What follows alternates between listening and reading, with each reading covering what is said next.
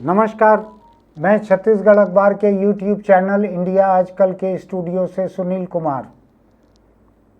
अभी 4-6 दिन पहले ही एक दोस्त से बात हो रही थी। उन्होंने मुझसे पूछा कि आप ये धर्म के खिलाफ इतना क्यों बोलते हैं। तो मुझको अच्छा लगा, मुझको मौका मिलता है एक बार और बोलने का। मैंने उनको कहा कि धर्म जो है राजा के हाथ मजबूत करने के लिए और प्रजा का शोषण करने के लिए, प्रजा की दिमागी हालत ऐसी कर देने के लिए कि वो राजा के शोषण को ईश्वर का दिया हुआ फैसला मान ले कि ये ईश्वर का दिया हुआ श्राप है जो मैं तकलीफ भुगत रहा हूँ या भुगत रही हूँ। जनता को इस दिमागी हालत में लाने में धर्म के पुरोहित, धर्म के उपदेशक, धर्म के प्रवचनकर्ता, धार्मिक गुरु, मठाधीश, ये सब मिल के अलग अलग किस्म से काम करते हैं। जैसे कैंसर के इलाज के लिए सर्जरी भी लगती है, कीमोथेरेपी भी लगती है, रेडियोथेरेपी भी लगती है। ऐसे ही अगर लोगों के बीच में कोई वैज्ञानिक सोच बच गई है, कोई न्याय संगत, कोई न्याय की भावना उनके बीच बच गई है, अगर लोगों के भीतर जो बेहतर मानवीय मूल्य जिनको कहा जाता है वो बच गए हैं, तो उसको खत्म करने के लिए धर्म पूरी कोशिश करता है, अलग अलग तरह की तिकड़में करता है, लोगों के बीच से संघर्ष की भावना को खत्म कर देता है, बेइंसाफी को ऊपर वाले का दिया हुआ श्राप मान लेता है और राजा के प्रति, मालिक के प्रति, बड़े लोगों के प्रति वफादारी लोगों के दिमाग में कूट कूट कर ऐसे भर देता है धर्म कि अगले जन्म में इससे, अगले जन्म में मरने के बाद इससे जन्नत में हूरें नसीब होंगी, कहीं कुछ होगा, कहीं ताकत, सत्ता के खिलाफ लोगों के दिमाग में बगावत न आ जाए। इसके लिए धर्म का आविष्कार किया गया था। और धर्म इन चीज़ों के अलावा जो सबसे बुरा काम करता है वो ये है कि महिलाओं के लिए हिकारत की बात करना। किसी धर्म में महिला के खिलाफ हिकारत की बातें करने पर कोई रोक नहीं है। मैं बहुत सारे धर्म, जो प्रमुख धर्म हैं, उनकी बात कर रहा हूं। मैं आप धर्म के ढांचे को देख लीजिए। चलिए मैं शुरुआत करता हूं उस अकेले धर्म से जिसको दुनिया में एक देश का दर्जा प्राप्त है, वेटिकन। रोमन कैथोलिक साम्राज्य का मुख्यालय है वेटिकन। वहाँ का पोप, उसको राष्ट्र प्रमुख का दर्जा प्राप्त है। वेटिकन को डिप्लोमेटिक दर्जा प्राप्त है दुनिया के अधिकतर देशों में। किसी और धर्म के किसी व्यक्ति को यह दर्जा प्राप्त नहीं है जो पोप को हासिल है।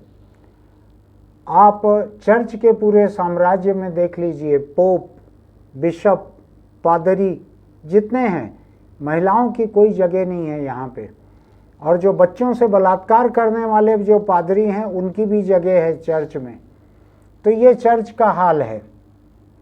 मैं दूसरे धर्मों की बात करूं तो मैं इस्लाम की बात करता हूं। मुसलमानों के बीच आप देखेंगे, कहने के लिए लोग इस्लाम से जुड़ी हुई कुछ किताबें निकाल के दिखा देंगे कि महिलाओं को बराबरी का दर्जा दिया गया है। लेकिन मैं देखता हूं, अभी मुझको YouTube पर एक वीडियो दिखा जिसमें एक मौलवी कोई रहा होगा, मैं नहीं जानता, ऐसा दाढ़ी बड़ी सी दिख रही थी, पगड़ी लगी हुई थी, मेरे न समझ में आने वाली किसी जुबान में आए बाएं साएं बके जा रहा था आदमी। उसका जो तर्जुमा टेक्स्ट आ रहा था नीचे, सच है गलत है मुझको बहुत नहीं मालूम, लेकिन सच होने की गुंजाइश ज़्यादा है। वो कह रहा था कि औरतें जो हैं वो एक अलग किस्म का जानवर है। बस औरतें जिस तरह से कुत्ता, बिल्ली, घोड़े, गाय ऐसा जो बनाए हैं, ऊपर वाले ने बनाया है इनको, ऐसा ही औरत को बनाया है मर्द के इस्तेमाल के लिए। ये कह रहा था वो। बाद में मैंने उसको सर्च किया तो मुझको एक कॉमन वेबसाइट पे सैकड़ों ऐसे लिंक मिले हैं जिसमें महिलाओं के बारे में इसी तरह की बातें कही गई हैं। इसी तरह की बहुत सारी जगहों पे लिखा गया है मुस्लिम किताबों में कि औरतें जो हैं वो जानवरों के बराबर की हैं। ये भी लिखा गया है कि एक औरत की पेशाब जो है वो आदमी की पेशाब के मुकाबले ज़्यादा गंदी होती है। मैं नहीं जानता इसको कौन चखता है, कौन तय करता है, कैसे तय करते हैं। मुस्लिम किताबों को लेके, अलग अलग किताबों को लेके इतना किस्म का लिखा गया है। ये लिखा गया है कि अगर दुनिया में कहीं कोई दुष्टात्मा है तो वो घर के भीतर है, औरत है और घोड़ा है। उस समय घोड़े का चलन रहता होगा आने जाने के लिए जब ये लिखा गया था। बहुत सारी बातें, कहीं लिखा गया है गधा औरत और काला कुत्ता ये एक बराबर हैं, ऐसा लिखा गया है।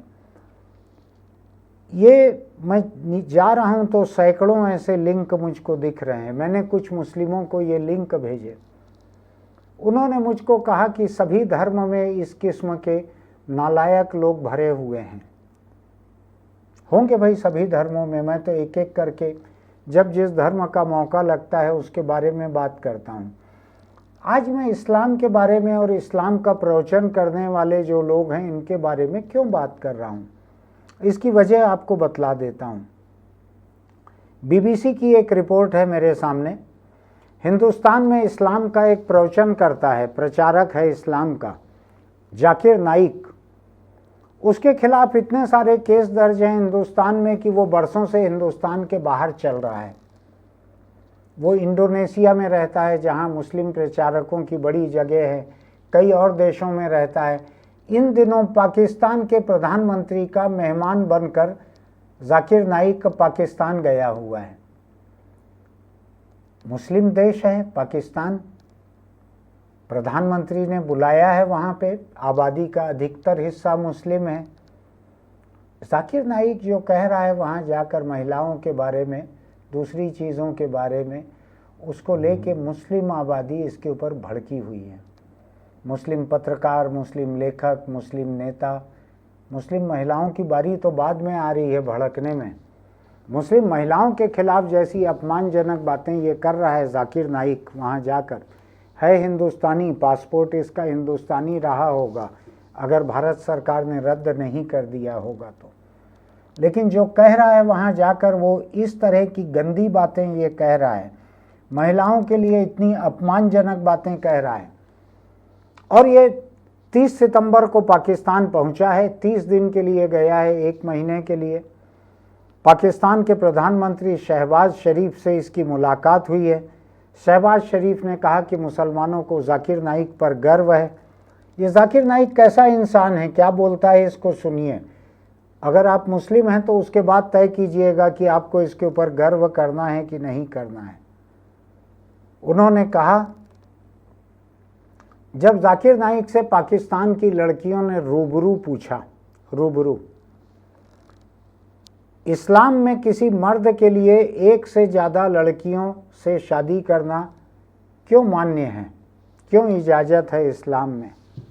अब आप देखिए, तो जाकिर नाइक ने हिंदुस्तान के, हिंदू धर्म के राजा दशरथ और कृष्ण का हवाला दिया। सवाल उनसे पूछा जा रहा है इस्लाम में क्यों है। इस्लाम में कहीं नहीं लिखा गया है कि चूंकि राजा दशरथ की 4 रानियां थी या कृष्ण की 16,000 रानियां थी इसलिए इस्लाम में 4 का कोटा तय किया गया है, कहीं नहीं लिखा गया है। लेकिन जाकिर नाइक के पास इस्लाम को लेके अगर 4 शादियां एक मर्द कर सकता है, इस प्रावधान को, इस मर्दाने हक को लेकर जाकिर नाइक के पास कोई जवाब नहीं था, तो वो वहाँ पर जाकर राजा दशरथ और कृष्ण का हवाला दे रहा है और किसी चीज़ के लिए हिंदू धर्म का हवाला नहीं देगा। जिस बात को इस्लाम के भीतर ये न्यायोचित नहीं ठहरा पा रहा है जाकिर नाइक। और महिलाएं पूछ रही हैं पाकिस्तान की, ध्यान रखिएगा, पाकिस्तान की लड़कियों ने इससे पूछा,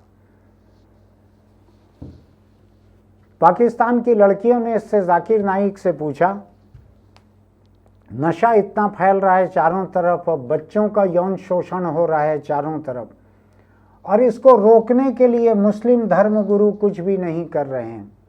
ये पाकिस्तान की लड़कियों ने जाकिर नाइक से पूछा, जो मुस्लिम धर्म प्रचारक है, हिंदुस्तान का नागरिक है, गया हुआ है पाकिस्तान के प्रधानमंत्री का मेहमान होकर।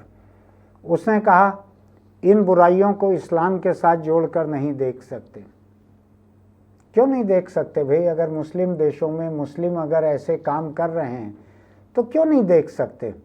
हम तो हिंदुस्तान में देखते हैं मुसलमानों को, यहाँ पर मुस्लिम रीति रिवाज के मुताबिक जो कानून बना हुआ है मुसलमानों के लिए, मुस्लिम विवाह अधिनियम जो बना हुआ है भारत में, जो लागू है, कोई भी लड़की, उसकी माहवारी अगर चालू होती है 11 साल 12 साल 13 साल, जिस दिन उसकी माहवारी चालू होती है, पहले 13-14 बरस में होती थी, अब जल्दी शुरू हो जाती है, उस दिन उसकी शादी कर सकते हैं माँ बाप, जिससे चाहे उससे कर सकते हैं।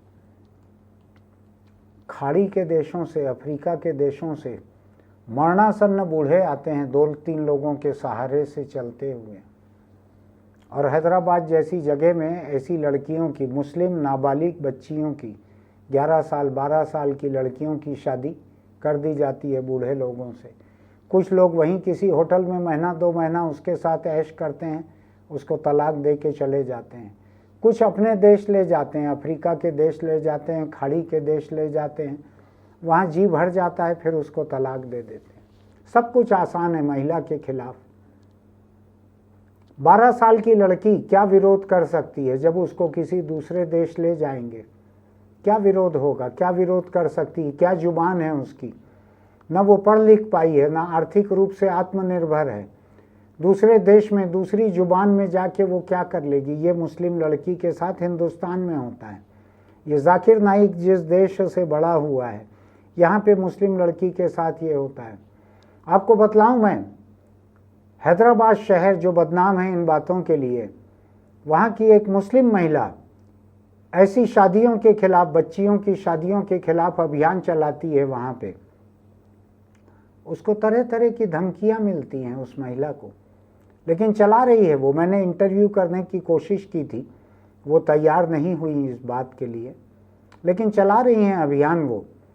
उन्होंने बतलाया एक महिला का हाल, 11-12 बरस की उम्र से एक लड़की की शादी होते चली गई, अभी उस लड़की को शादी तलाक, शादी तलाक। अभी कुछ अरसा पहले उस मुस्लिम लड़की की 18वीं शादी हुई है। 18वीं शादी का मतलब आप जानते हैं, 17 बार तलाक। एक सामान बना के रख दिया गया है उस लड़की को। 18 बार शादी। 18वीं शादी अभी उस लड़की की हो रही थी। उसने अपने माँ बाप को याद दिलाया, तुम लोग भूल गए होगे कि तुम लोग मेरी कितनी बार शादी कर चुके हो। मैं बतलाती हूँ, ये 18वीं शादी है। ये उस लड़की का कहा हुआ छपा था। आप कल्पना करके देखिए, कौन सा धर्म इसको इंसाफ कह सकता है? एक लड़की को आपने सामान बना के छोड़ दिया। आपके धर्म की किताबें उसको जानवर मान रही हैं। अफगानिस्तान में तालिबान ये कह रहे हैं कि सेक्स स्लेव बनाकर रखना जायज़ है, औरत को सेक्स का गुलाम बना के रखना जायज़ है, उसको बेचना जायज़ है। हर हालत में पति बलात्कार करे तो जायज़ है, पति उसको बेच दे तो जायज़ है, जो करे सब कुछ जायज़ है। मर्द के लिए कहा जाता है कि औरत जो है वो पखाने जैसी गंदी है, उसको इस्तेमाल करने के बाद अपने आप को शुद्ध कर लेना। और ऐसे मर्द जो हैं जिनको ये नसीहत दी जाती है, धार्मिक नसीहत, ये उसी औरत के पैदा किए हुए हैं। अपने आप कहीं से नहीं आए, ऊपर से बारिश के साथ नहीं गिरे हैं ये मर्द, न कब्र फाड़ के निकले हैं, निकले उसी औरत के देह से हैं, जिसके बारे में हिकारत, नफरत, इसके अलावा कुछ नहीं है। और मैं तो कह रहा हूं कि ये पाकिस्तान मुस्लिम देश है, प्रधानमंत्री का मेहमान, ये क्या कहता है सुनिए जरा। जब जाकिर नाइक से एक टीवी चैनल पाकिस्तान का, उसकी महिला एंकर फरीहा एम इदरीस ने कामकाजी महिलाओं को लेकर पूछा, तो जाकिर नाइक का जवाब सुनिए। महिलाओं को अपनी ज़रूरतें पूरी करने के लिए काम करने की ज़रूरत नहीं है। इस्लाम महिलाओं को महफूज रखता है। शादी के पहले लड़कियों का ख्याल भाई और पिता रखते हैं। शादी के बाद उसका पति, अगर महिला काम करना चाहती है तो शरीयत के खिलाफ नहीं होना चाहिए। उसे शादी के पहले पिता से और शादी के बाद पति से काम के लिए अनुमति लेना चाहिए। अफगानिस्तान में आज तालिबान महिलाओं को न पढ़ने दे रहे न काम करने दे रहे, घर से अकेले निकलने नहीं दे रहे, घर से अकेले निकलने नहीं दे रहे। घर में पति, भाई, पिता के साथ ही वो निकल सकती है। बाहर पूरी तरह से बदन का एक एक इंच ढांक कर देख सके, इसलिए सामने थोड़ा सा जाली रहती है। मैं कोशिश करूंगा ऐसा फोटो आपको दिखाने की।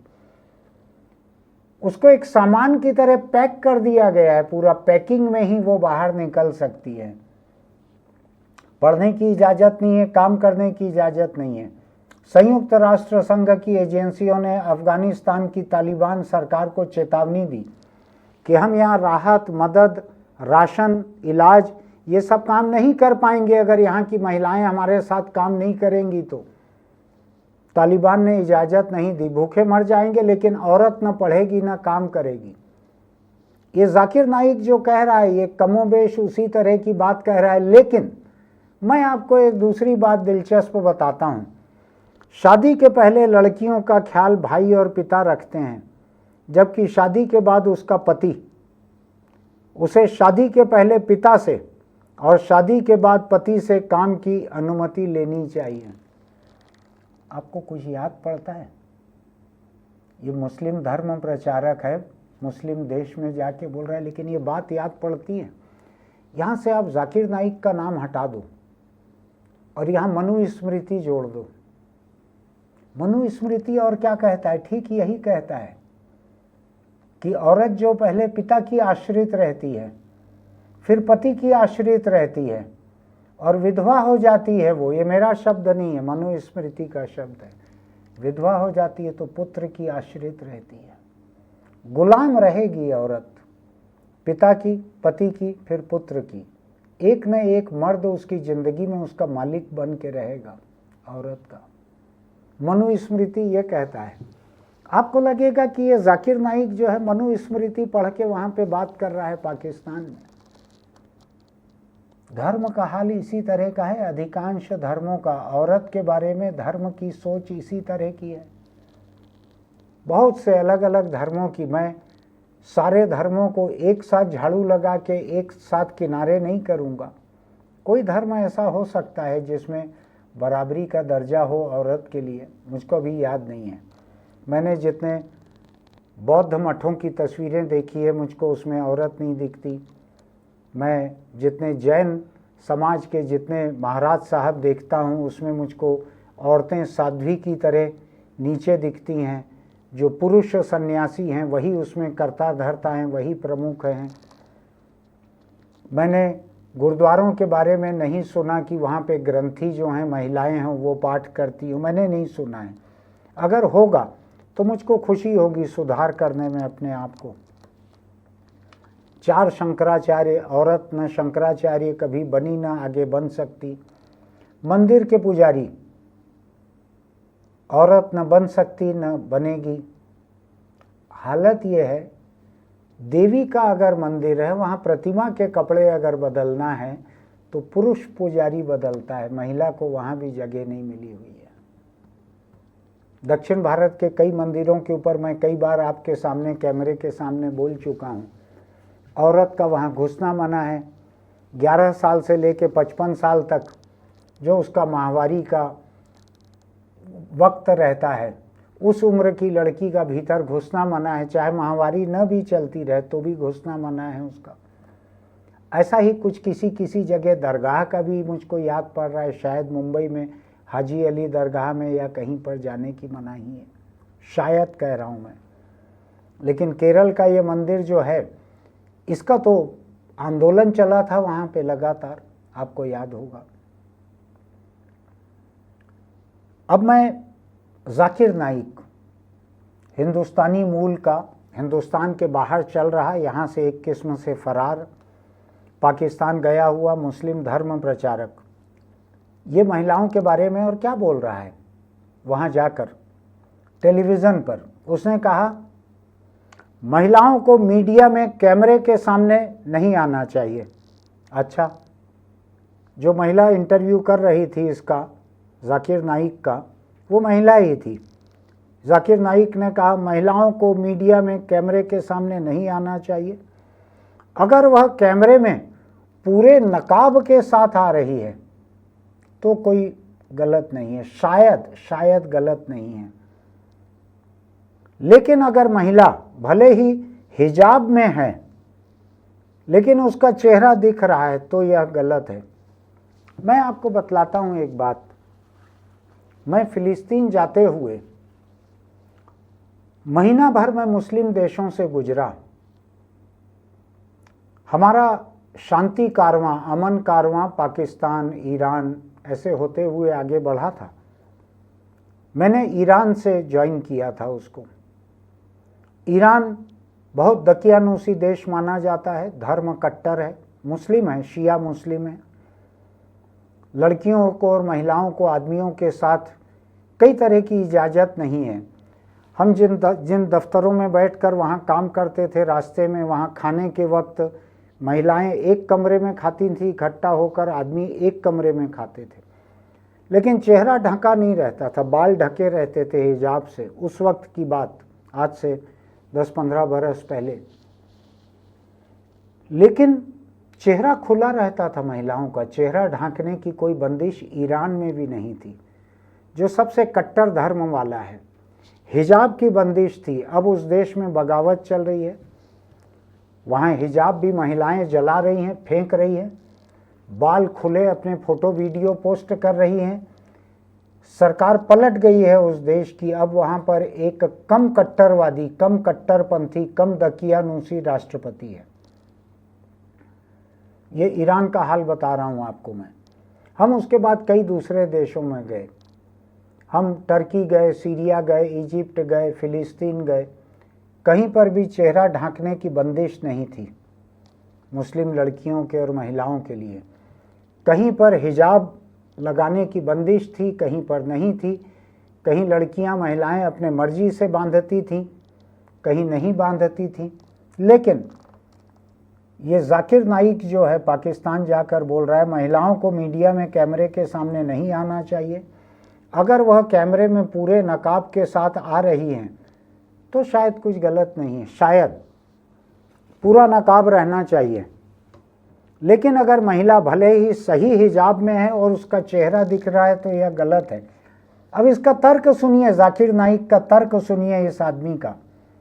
ये कह रहा है टीवी पर अगर एक न्यूज़ रीडर महिला आधे घंटे के लिए न्यूज़ दे रही है और वह 20 मिनट के लिए टीवी पर है आधे घंटे में से, और अगर कोई आदमी उस औरत को देखता है और उसके दिमाग में कुछ नहीं होता है तो उसे डॉक्टर के पास जाना चाहिए।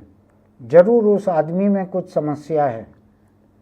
अगर आप लड़की को 20 मिनट तक देखें और आपके दिल में हलचल नहीं होती है, मतलब आप मेडिकली बीमार हैं। ये कहना है जाकिर नाइक का। 20 मिनट तक अगर आप लड़की को देखते हैं और आपके तन मन में हलचल नहीं होती है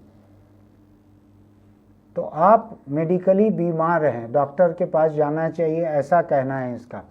मैं ये नहीं समझ पा रहा हूँ कि ये मजहब के नाम पे तरह तरह से आतंक करने वाले लोग, विस्फोट करने वाले, मारने वाले, गला काटने वाले लोग, जिनको ये जाकिर नाइक जैसे लोग 72 हूरें जो ऊपर अलाट करते हैं कि ऊपर जाओगे तो 72 हूरें मिलेंगी। 72 हूरें भी क्या नकाब में मिलेंगी कि बिना नकाब के रहेंगी?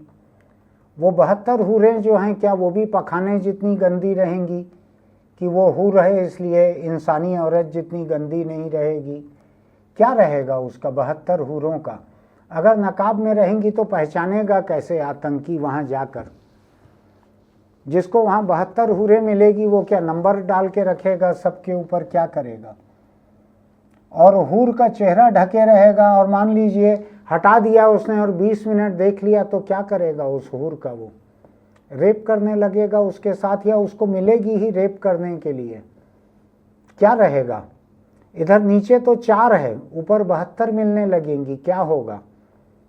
थोड़ा बदअमनी फैल जाएगी। मैं तो ये भी कई बार कल्पना करता हूँ कि जो पोर्नो फिल्म में जिन लोगों को दिखाया जाता है, खास किस्म के बदन वाले मर्दों को, और ख़ास किस्म की दवाइयाँ वगैरह खा के वो शूटिंग होती होगी, वो भी अगर ऊपर चले जाएं मान लीजिए ऐसे ही, और उनको भी मान लीजिए 72 हूरें अलाट हो जाएं,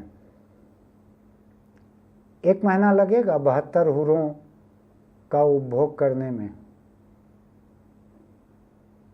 ये धर्म क्या करता है? धर्म औरत को क्या करता है?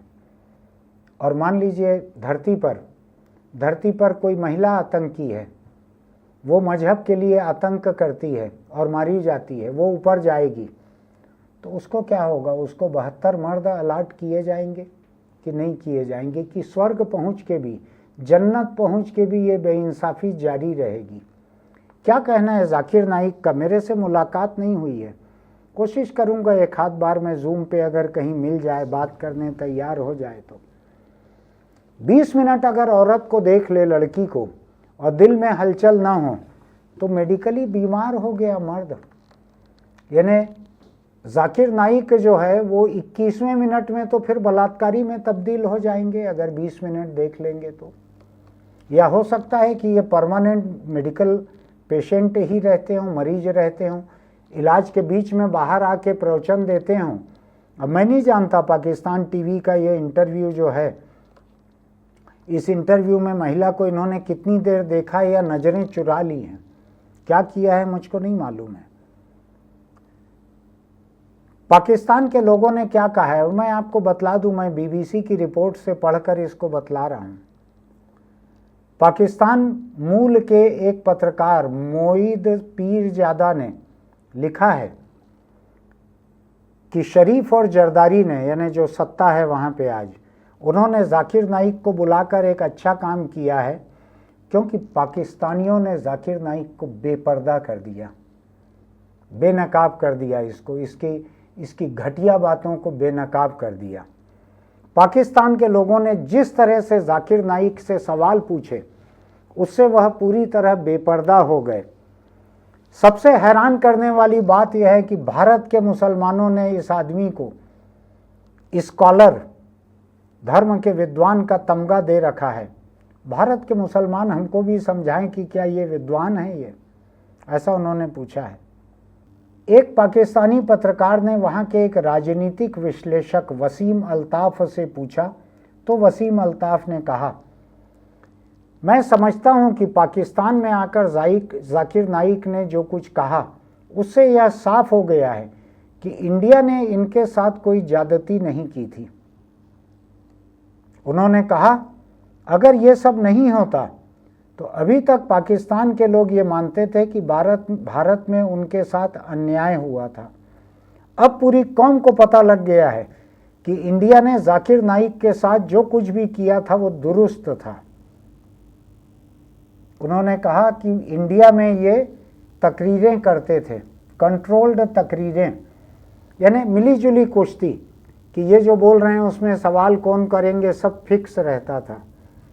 वहाँ सब कुछ फिक्स होता था, लेकिन पाकिस्तान में जाकिर नाइक को उम्मीद नहीं थी कि उनसे ऐसे टेढ़े सवाल किए जाएंगे।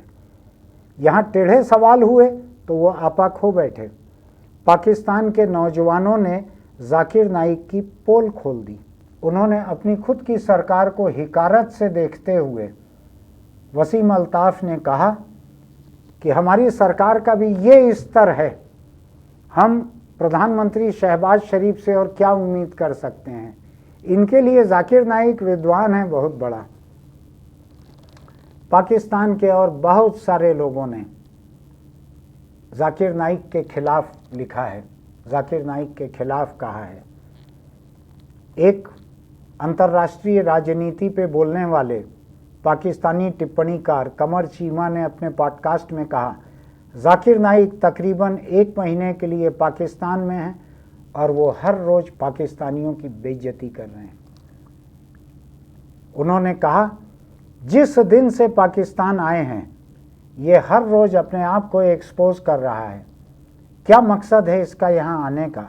पाकिस्तान का एक बड़ा अखबार है डॉन नाम का, हिंदुस्तान में डॉन जिसको कहते हैं, ये वो वाला डॉन नहीं है। ये डॉन जो है ये सूर्योदय वाला डॉन है। उसकी पत्रकार है अप्सा कोमल। उसने ट्विटर पर, एक्स पर जाकिर नाइक को टैग करते हुए, कोई पीठ पीछे नहीं, टैग करते हुए लिखा है, अल्लाह इस यौन कुंठा से ग्रस्त व्यक्ति की मदद करें। जिसने भी सोचा था कि इन्हें पाकिस्तान में राजकीय अतिथि बुलाकर एक अच्छा काम किया है, अल्लाह उसको भी अकल दे, ऐसा लिखा है इन्होंने। अब आप देखिए जाकिर नाइक ने और क्या किया।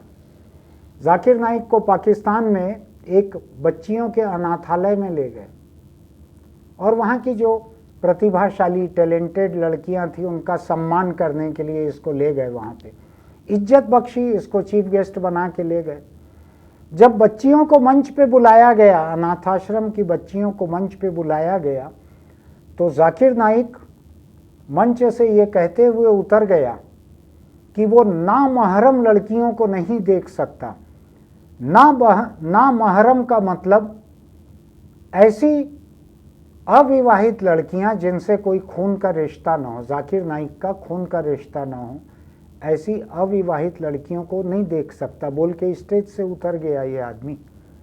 अब हैरानी की बात यह है कि छोटी छोटी बच्चियां अनाथाश्रम की स्टेज पे पहुंची थी, जाकिर नाइक को चीफ गेस्ट बना के ले जाया गया था। ये कहता है कि जिससे मेरा खून का रिश्ता नहीं है ऐसी लड़की को मैं नहीं देख सकता, उतर गया वहां से ये आदमी। किस किस्म का इस्लाम है इसका, किस किस्म का मुसलमान है ये लड़कियों को, बच्चियों को अगर 20 मिनट देख लेता तो क्या असर होता है इसके ऊपर। खुद इसके कहे मुताबिक 20 मिनट में असर हो जाना चाहिए था। लड़की नहीं हो गई, मई जून का सूरज बन गई, 20 मिनट में पिघला देंगी मोम शरीखा। अब आप समझ सकते हैं ये जाकिर नाइक जैसे लोग जो हैं 20 मिनट में जब पिघलेंगे तो इनका क्या हाल होता होगा। मैं ज़्यादा खुलासा करना नहीं चाहता हूँ, ओछी बात करना नहीं चाहता हूँ, लेकिन जितनी घटिया बात महिलाओं के और लड़कियों के लिए जितने अपमान की और बेइंसाफ़ी की बात ये करके आया नहीं, अभी वहाँ गंदगी फैला रहा है। इसको सरकार ने वहाँ पर महीने भर की गंदगी फैलाने के लिए गेस्ट बनाया है, पाकिस्तान की सरकार ने। मुझको कोई हैरानी नहीं है कि उस देश की ये बदहाली हो रही है। जिस देश की सरकार ऐसी नफरत और गंदगी और बेइंसाफ़ी फैलाने वाले को महीने भर के लिए अपना स्टेट गेस्ट बनाकर, राजकीय अतिथि बनाकर वहाँ पर घुमा रही है, प्रधानमंत्री इसका सम्मान कर रहा है, वो देश ऐसे ही गटर में जाने के लायक है। उस देश के खिलाफ मेरे मन में कुछ नहीं है, मेरे बहुत से दोस्त वहाँ पर हैं, लेकिन जहाँ की सरकार ऐसे गंदे इंसान को वहाँ पर बुलाकर 1 महीने का ठेका दे रही है कि गंदगी फैलाओ पूरे देश में, वो सरकार जो है उसका तो बुरा होना चाहिए। मैं देश का नहीं कहता, पाकिस्तान में बहुत से अच्छे लोग भी हैं, वहाँ के बहुत सारे लोग ये जाकिर नाइक जैसे घटिया इंसान को लगातार कोस रहे हैं। पाकिस्तान की एक वकील, प्रमुख वकील है सरीहा बेनज़ीर, उन्होंने जाकिर नाइक के वीडियो को रीट्वीट करते हुए लिखा है, जाकिर नाइक एक धार्मिक स्कॉलर है, पाकिस्तान का अतिथि है, लेकिन महिलाओं के प्रति उसका यह रुख नफरत भरा, पाखंड से भरा और औरतों को नीचा दिखाने वाला है। उन्होंने अनाथाश्रम की लड़कियों का जिक्र करते हुए कहा, इन छोटी बच्चियों के लिए इसका रुख कितना शर्मनाक और परेशान करने वाला रहा होगा। सरीहा बेनज़ीर महिला वकील ने कहा है, मेरा इस्लाम ऐसा नहीं है।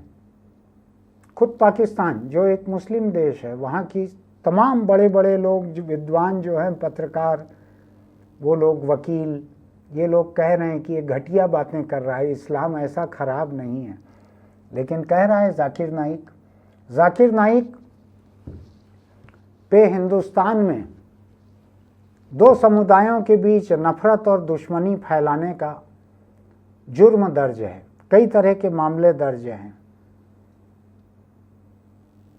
पाकिस्तान के एक दूसरे बड़े बुद्धिजीवी परवेज़ हुद भाई ने कहा है कि पाकिस्तान में जाकिर नाइक को राजकीय अतिथि के तौर पर बुलाने से मैं दुखी हूं, लेकिन हैरान नहीं हूं।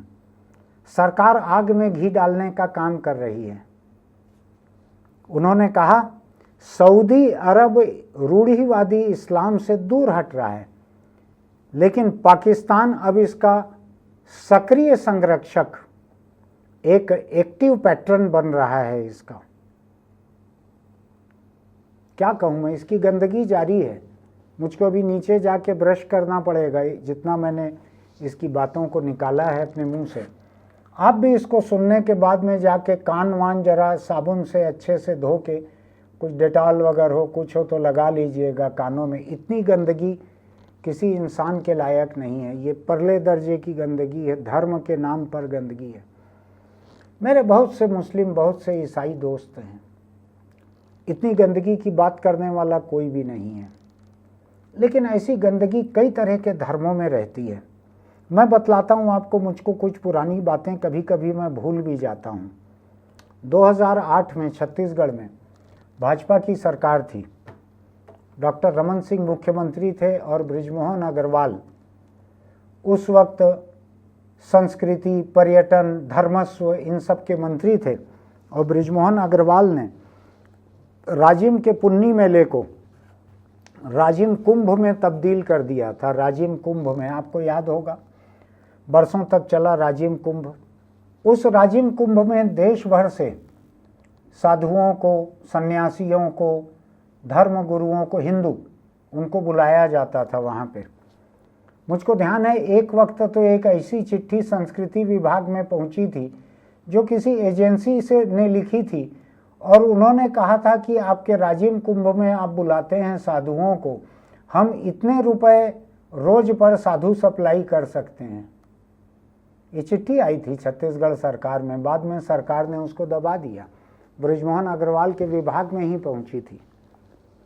होगा, मुझको कोई दिक्कत नहीं है उसमें। अगर साधु किराए पे चलते हैं, भाड़े पे जाते हैं, यहाँ भी आते थे, उनको रुपया पैसा, आदर सत्कार सब मिलता था, इंतजाम मिलता था। खैर, इस राजिम कुंभ में विश्व हिंदू परिषद का एक नेता उत्तर प्रदेश से यहाँ आया था, जिसका नाम था रामविलास वेदांती। और राजिम कुंभ में जहाँ पर बहुत सारे धर्मगुरु इकट्ठा थे, जहाँ साधु इकट्ठा थे, सन्यासी इकट्ठा थे, मैं हुलिये को लेके कह रहा हूँ, मुझको नहीं मालूम भीतर क्या है। वहाँ पर इस राम विलास वेदांती ने मंच से और माइक से सोनिया गांधी का नाम लेकर इतनी गंदी गालियां दी थी, इतनी गंदी गालियां दी थी, इतनी गंदी बातें कही थी कि छत्तीसगढ़ की भाजपा सरकार को इस वेदांती के खिलाफ एफआईआर दर्ज करनी पड़ी थी। राजिम कुंभ धार्मिक जलसा था। वहाँ पर हिंदू धर्म के हजारों लोग इकट्ठा थे। उसके मंच से इस आदमी ने, सोनिया गांधी का क्या लेना देना था राजिम कुंभ से? कोई चुनावी सभा रहती तो उसमें सोनिया गांधी को गाली देने वाले बहुत सारे नेता दूसरे हैं, उपलब्ध हैं वो। लेकिन इस वेदांती ने यहाँ धार्मिक मंच से सोनिया गांधी को इतनी गंदी गालियाँ दी थी, इतनी गंदी गालियाँ दी थी कि रमन सिंह सरकार को इस आदमी को लुका छिपाकर पुलिस के घेरे में, वर्दी में थी पुलिस की, बिना वर्दी के थी, मुझको अभी ठीक से याद नहीं है, 2008 की बात है, छत्तीसगढ़ के बाहर निकालना पड़ा था। सरकार ने निकाला था इसको बचाकर यहाँ से, क्योंकि सरकार का मेहमान था। ये भी राजकीय अतिथि रहा होगा, जैसा वहाँ पे जाकिर नाइक है। मैं आपको बतला सकता हूँ, मनुस्मृति जो है, आप जाकिर नाइक को सुनते जाइए तो मनुस्मृति याद आते जाएगी, मनुस्मृति को पढ़ते जाइए तो जाकिर नाइक याद आते जाएगा। यही होगा। मैं दो बड़े धर्मों की बात कह रहा हूँ अभी, दो बड़े धर्मों की, बाकी धर्मों का गिना चुका हूँ मैं आपको। मैंने अभी जो इजराइल खबरों में बना हुआ है, वहाँ के जो यहूदी लोग हैं, उनका जो धर्म है उसके रब्बी कहलाते हैं शायद, उसके जो पुजारी रहते हैं, जो भी रहते हैं वो। मैंने कभी महिला नहीं सुना है उस जगह पर, मुझको नहीं मालूम है कि नहीं, लेकिन मैंने नहीं सुना है। मैंने जितनी तस्वीरें देखी है सब मर्दों की देखी है। मैंने किसी धर्म में नहीं सुना है महिला को आगे बढ़ते हुए। हर धर्म में महिला के लिए कहीं न कहीं हिकारत है, कोई जगह नहीं है उसकी, बराबरी का दर्जा नहीं है उसका, खराब नौबत है महिला की हर धर्म में। कोई एक आध धर्म इससे परे होगा तो होगा, मैं बड़े बड़े जितने धर्म जानता हूँ उनकी बात कह रहा हूँ। बच्चों से बलात्कार करने वाले पादरी जो हैं वो पादरी बने रहते हैं, लेकिन नन कभी पादरी बन जाए ऐसा नहीं होता, उसको सेविका की तरह रखा गया है नन बनाकर। तो मैं ये देख रहा हूँ 2008 में राजिम कुंभ के दौरान विश्व हिंदू परिषद के नेता उत्तर प्रदेश से आए हुए रामविलास वेदांती ने धार्मिक मंच से सोनिया गांधी के बारे में जो शब्द कहे थे, मैं उन शब्दों को दोहराना नहीं चाहता यहाँ पे, वरना आपके घर का कोई साबुन भी काम नहीं करेगा। मुझको लगता है मैं अगर वेदांती के कहे शब्दों को दोहराऊंगा सोनिया गांधी का नाम लेकर, तो मुझको हरपिक से मुंह साफ करना पड़ेगा और आपको हरपिक से कान साफ करना पड़ेगा, बस इसी को मान लीजिए। इस्लाम की ये कौन सी व्याख्या है जो औरत को जानवर के बराबरी का मानती है कि वो बलात्कार के लायक है, सेक्स के लायक है, सेक्स स्लेव बनाने के लायक है? कौन सी व्याख्या है जो कहती है कि पहली माहवारी के बाद कभी भी उसकी शादी कर दो, 80-90 साल के बूढ़े से कर दो 11 साल की लड़की की शादी, जितने दिन इस्तेमाल करेगा छोड़ देगा, उसको तलाक की एक खास सहूलियत भी हासिल है। कई तरह की चीज़ें मुझको परेशान करती हैं। मैं ये जो कह रहा हूँ आपसे, ये अकेला वेदांती का एक मामला नहीं है। मैं भी गंदगी की बात करना चाहूँगा तो हिंदू धर्म से जुड़े हुए बड़े बड़े दिग्गज लोग महिलाओं के खिलाफ क्या क्या नहीं बोलते, क्या क्या नहीं बोलते,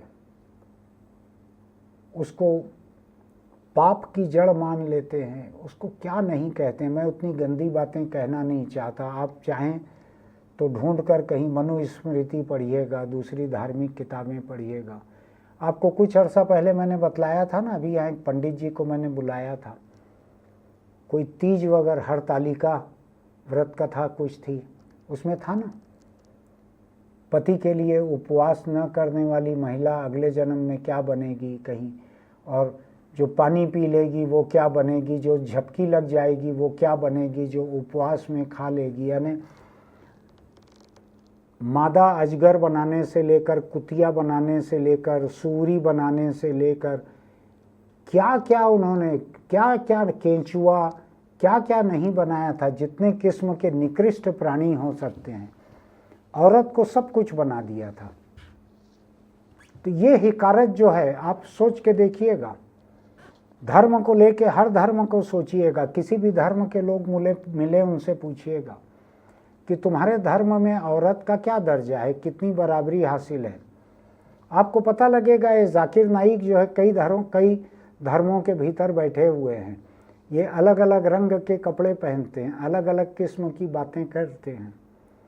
कुल मिलाकर अपनी ही माँ, इन्हीं की माँ है औरत, और कौन है, अपनी ही माँ से नफरत और गंदगी की बातें करते हैं। ये जो तालिबानी अफगानिस्तान में हैं, आपको क्या लगता है कि ये टेस्ट ट्यूब में पैदा हुए हैं तालिबानी? किसी न किसी औरत के ही बदन से निकले हैं ये तालिबानी, और उस औरत से इतनी नफरत हो गई कि उसको सेक्स स्लेव बनाना जायज़ हो गया। धर्म इंसान को हैवान बना देता है, अगर हैवान कोई चीज़ है तो, जो भी आपकी धारणा हो हैवान की। जिस औरत से मर्द पैदा होते हैं, उस औरत के लिए इतनी नफरत, इतनी हिंसा, इतनी हिकारत के बातें करना सिर्फ धर्म सिखा सकता है। अगर धर्म ना रहे तो कोई बच्चा किसी धर्म का, दुनिया का कोई बच्चा औरत से इतनी नफरत नहीं कर सकते, औरत से इतनी नफरत नहीं कर सकता कोई भी बच्चा।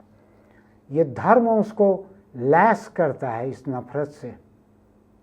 इसलिए मैं बार बार कहता हूँ, किसी बच्चे की सबसे अच्छी अपब्रिंगिंग, सबसे अच्छा लालन पोषण उसका ये हो सकता है कि उसको बैटरी से चलने वाले खिलौनों से दूर रखो, उसको मोबाइल, टीवी, कंप्यूटर की स्क्रीन से दूर रखो, उसको बाजार में पैक मिलने वाले सामान, खाने पीने के जितने भी हैं उनसे दूर रखो, और उसको बालिग हो जाने तक धर्म से दूर रखो। इसीलिए कहता हूँ मैं कि धर्म इस तरह की नफरत सिखाता है। आपका धर्म सिखाता है कि नहीं, आप अपने लोगों से पूछिएगा। फिलहाल जाकिर नाइक के बारे में ये बात मैं कह रहा था, मुझको कदम कदम पे मनुस्मृति और हिंदू धर्म की ढेर सारी दूसरी बातें याद आ रही थी, और धर्मों में भी होगा। सोच के देखिएगा, मेरी ये बातें बेकार न जाएं। आपको नापसंद भी हैं तो भी अपने दोस्तों को इसको भेज कर देखिए कि वो इस बारे में क्या सोचते हैं।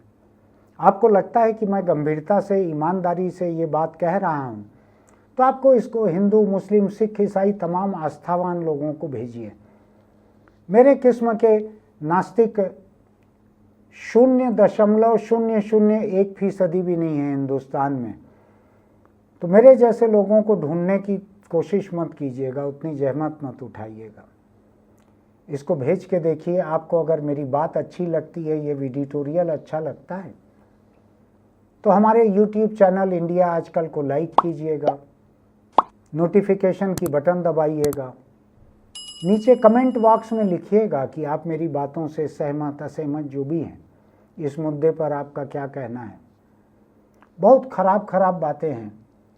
मैं ये कहते कहते भूल गया था, अभी मेरे सामने एक वीडियो है, 4 मुस्लिम मुल्ला, मौलाना जो भी हैं उसी तरह के हुलिये में थे सब। एक अकेली औरत को नीचे बैठाकर चारों लोग कोड़े से मार रहे हैं उसको, एक अकेली औरत को। आम बात है, कई मुस्लिम देशों में ये आम बात है। सोच के देखिएगा क्या किया जाए। रहने मत दीजिएगा, दोस्तों को भेजिए, उनसे बात कीजिए। ये इस तरह का जाकिर नायक अगर हिंदुस्तान लौट के आए कभी, तो इसकी कुल मिलाकर जगह जेल रहनी चाहिए जिंदगी के आखिरी दिन तक, ऐसा मेरा मानना है। फिर मिलेंगे। चलते चलते एक छोटी सी बात, आपको सोशल मीडिया पर, व्हाट्सएप पर, फेसबुक पर बहुत किस्म की नफरत की बातें देखने मिलती हैं, किसी नेता के खिलाफ, किसी पार्टी के खिलाफ, किसी धर्म के खिलाफ, जाति के खिलाफ। नफरत ही नफरत चारों तरफ फैली हुई है। किसी नफरत को आगे मत बढ़ाइए। अगर बढ़ा सकते हैं तो मोहब्बत की बात आगे बढ़ाइए। अगर कोई लड़का लड़की हाथ पकड़कर चलते दिख रहे हैं, उसको आगे बढ़ाइए। छोटे बच्चे लिपटे दिख रहे हैं, अलग अलग नस्लों के, अलग अलग रंगों के बच्चे वीडियो दिखते हैं, उसको आगे बढ़ाइए। कहीं कोई मुस्लिम महिला दिखती है कि किसी को कृष्ण बनाकर ले जा रही है फैंसी ड्रेस में, उसको आगे बढ़ाइए। दुनिया मोहब्बत से भरी हुई है, एक तालाब जैसा है, मोहब्बत भरी हुई है। ऊपर की सतह पर पूरी की पूरी नफरत की तरह जलकुंभी फैली हुई है। मैं जलकुंभी से माफ़ी चाहता हूँ उसका इस्तेमाल ऐसा करने के लिए।